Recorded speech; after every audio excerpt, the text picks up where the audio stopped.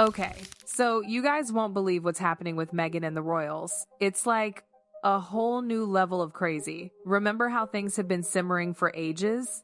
Well, apparently, King Charles has finally put his foot down, and it's a decision that's got Meghan scrambling. I'm talking full-on pleading with the king, because apparently he's made a final, irreversible decision about her role, or more accurately, her non-role in the royal family. Insiders are saying it's like he slammed the door shut on an entire chapter, something a lot of people thought he just wouldn't have the guts to do. And here's the kicker. Apparently, when the news hit Montecito, Meghan basically froze. Her team went into DEFCON 1, and Harry was completely blindsided. For once, the palace acted with absolute clarity, no waffling, no loopholes, no worrying about the public backlash. You know how Meghan's been using her royal titles and connections even after the Queen told her to knock it off? Well, this time, Charles isn't trying to smooth things over. He's not compromising. He's just done. It all boils down to boundaries, something Meghan apparently never thought Charles would actually enforce.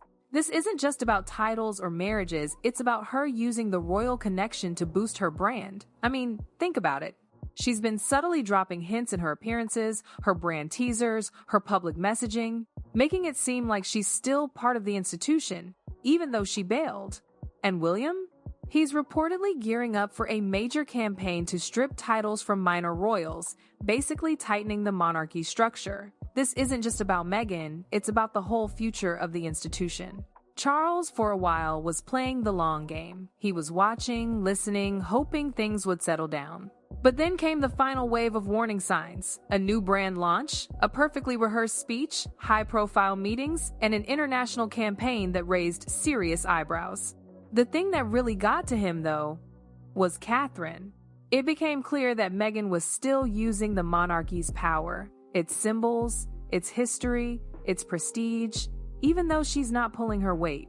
Advisors warned Charles that this was becoming a serious threat to the family's image and that it could easily spiral out of control if they didn't act fast. One advisor didn't mince words, telling him that this wasn't going to stop on its own. That was the turning point. For the first time, every top advisor agreed. The monarchy needed to act now. If they didn't set a firm boundary, they feared Meghan would rewrite the entire royal narrative. So, behind closed doors, Charles made his decision. It was a choice years in the making, and it led directly to Meghan hearing those dreaded words: "It's over." Before he dropped the hammer, Charles went into lockdown mode, holding intense, high-level meetings with his inner circle: the Privy Council, senior communications leaders, legal strategists, protocol experts, the whole shebang. These weren't friendly chats, they were crisis meetings. One source said Charles entered the room with a calm but unshakable firmness, the kind that tells you he's already made up his mind. They analyzed everything: Meghan's public appearances, her brand strategies, her interviews, even her subtle references to royal life, frame by frame, line by line. One advisor warned, "Sir, if you don't act now, you will lose control of the royal narrative." Another pointed out that Meghan's rising influence in the US could create global confusion.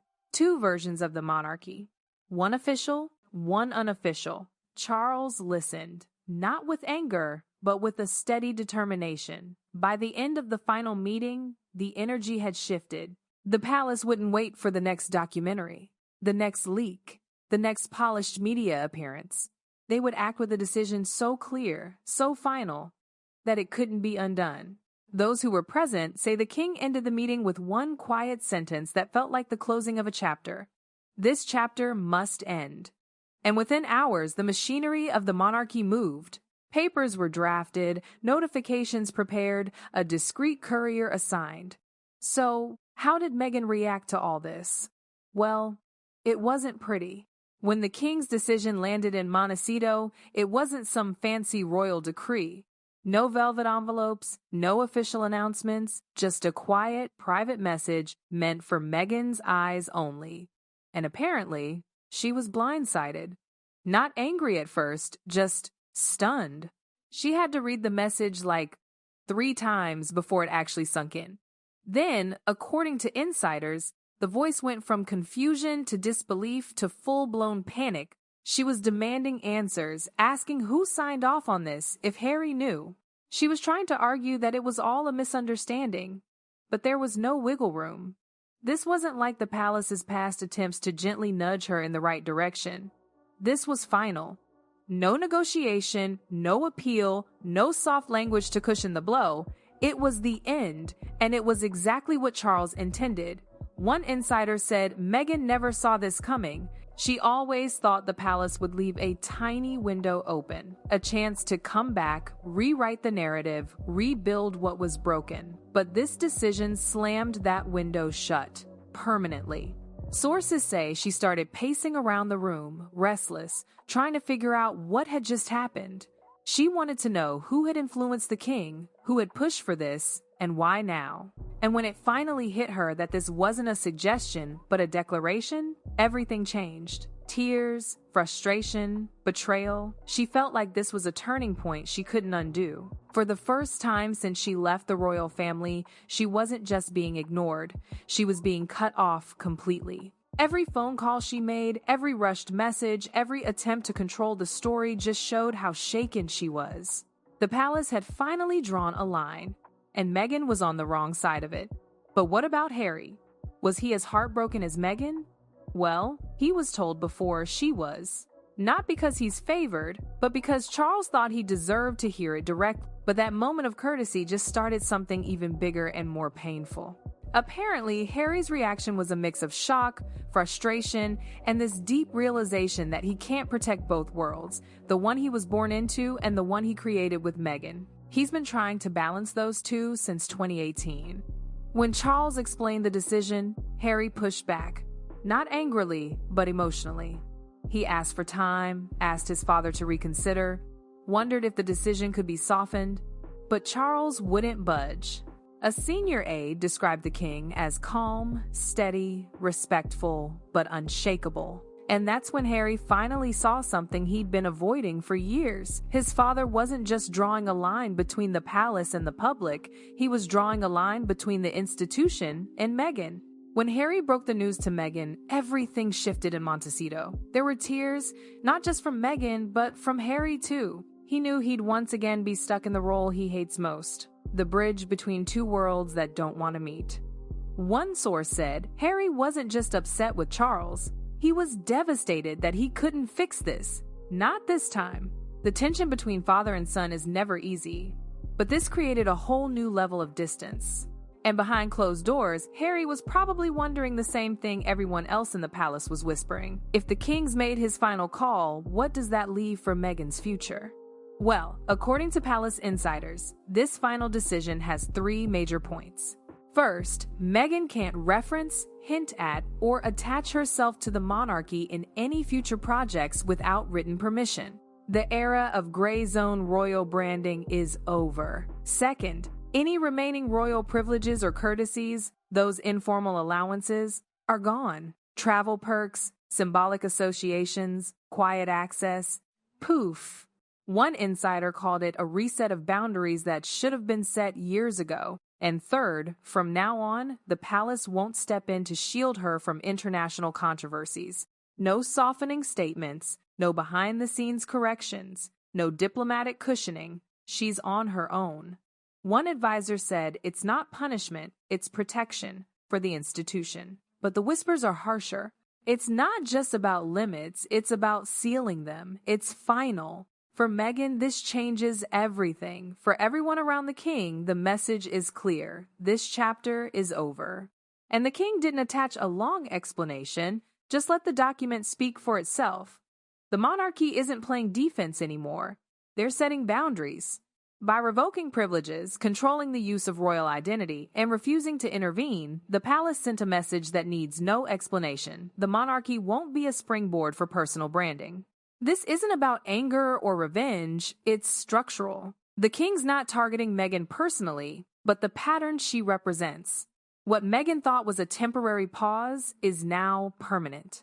This isn't a family argument, it's about precedent, legacy, and controlling the royal narrative. In that narrative, Meghan's officially moved from royal figure to private individual. From the outside, this might seem like just another royal squabble, right? But royal experts are saying Charles's decision is about the next decade, the next generation, and the long-term stability of the whole monarchy thing. For years, the palace figured the younger royals, Harry, Meghan, and their kids, could just chill on the sidelines without messing with the foundation. That idea totally exploded.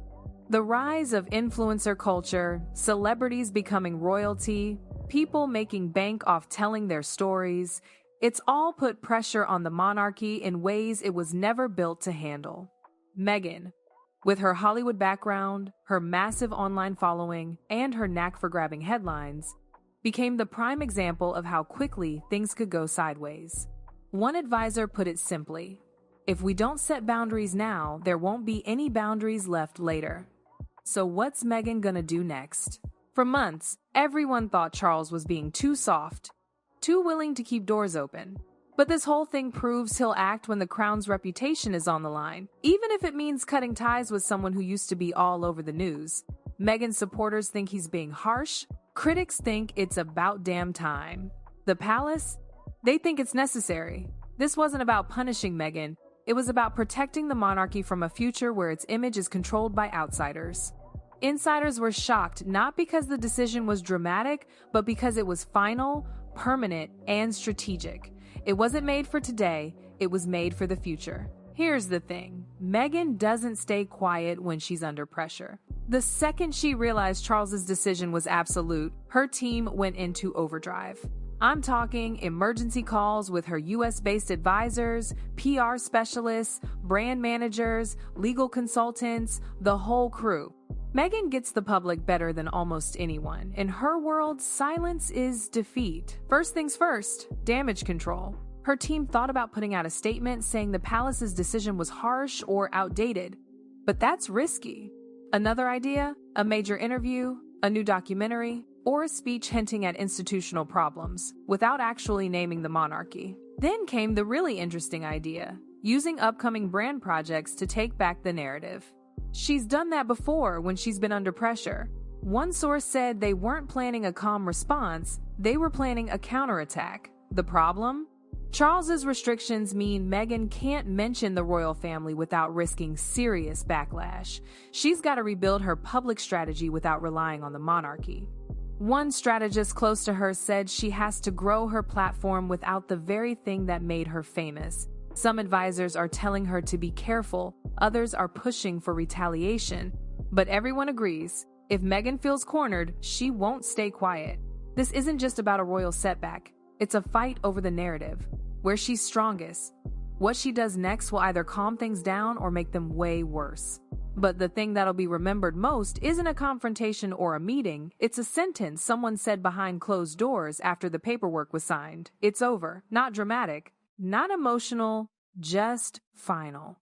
Charles's decision wasn't temporary, it was permanent, and it closed a chapter Meghan thought she could go back to.